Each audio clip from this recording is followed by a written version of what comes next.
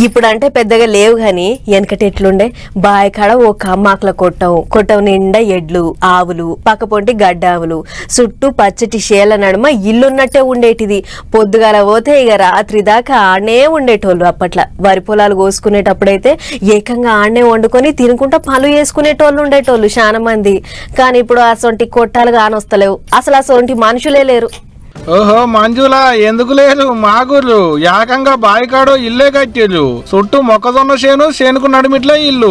పారిగోడ కూడా గట్టినే కట్టిర్రు. కాకపోతే ఇది సిమెంట్ కలిపి ఇటుకలు వేసి కట్టిన ఇల్లు కాదు, మళ్ళా మొక్కజొన్న కంకులతో కట్టిన ఇల్లు. అవు కంకులతో కట్టిన ఇల్లే.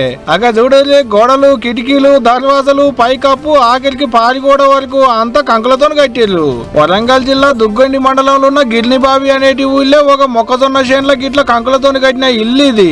ఇంటి ముంగటో శివలింగాన్ని పెట్టిరు కూడా. ఇచ్చంతరం ఏంటంటే దాన్ని కూడా కంకులతోనే సింగారిచ్చారు.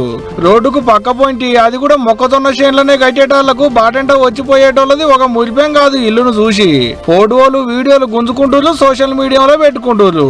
వచ్చేటోళ్ళు మాత్రం రోజు చూసిపోతాను, ఇక చూస్తాను, ఫోటోలు నింపుకుంటాను.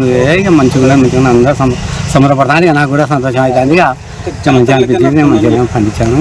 అలా కనే ఉంటుంది. మరి గిట్ట కంకులతో ఇల్లు ఎందుకు కట్టిలంటే దాని వెనక కూడా కథ ఉంది. మళ్ళా ఒక ఇత్తనాల కంపెనీ వాళ్ళు గిట్ల మొక్కజొన్న చేనుల కంకులతో ఇల్లు కట్టిలు అన్నట్టు. ఎందుకంటే రైతుల కల కంపెనీ పేరు ఎలక చెప్పేందుకు. మామూలుగా మా ఇత్తనాలు వాడకం చెయ్యాలి అని చెప్తే వినాలి కదా మనోళ్ళు. అందుకనే ఇగో ఇటువంటి ఎగుమతి చేసిలు అన్నట్టు.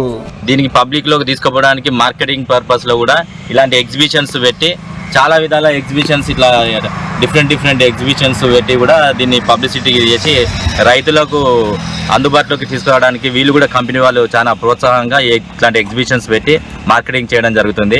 మల్లారెడ్డి అనేది రైతు శిలకల కట్టిన కంకుల ఇల్లు ఇది. నర్సంపేట వరంగల్ పెద్ద రోడ్డుకు పక్క పోయింటే ఉంటదట.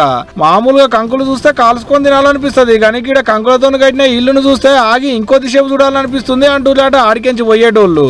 చూస్తుంటే రేపు వరంగల్ జిల్లాలో పర్యాటకుల ప్రదేశం అయ్యేటట్టుంది బౌండరీ.